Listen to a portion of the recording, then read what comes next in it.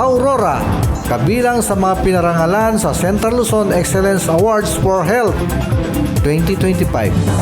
Muling ibabagi sa atin ni Sinag Espinosa. Isang malaking karangalan ang natanggap ng lalawigan ng Aurora matapos itong kilalanin bilang bronze awardee sa Central Luzon Excellence Awards for Health 2025 na ginanap noong ika-24 ng Nobyembre taong kasulukuyan sa Royce Hotel, Clark, Pampanga. Ang parangal ay patunay ng patuloy na dedikasyon ng lalawigan sa pagsusulong at pangangalaga ng kalusugan ng mamamayan, gayon din sa natatanging pagsuporta at pagtutulak tungo sa ganap na pagpapatupad ng universal health care sa gitnang Luzon.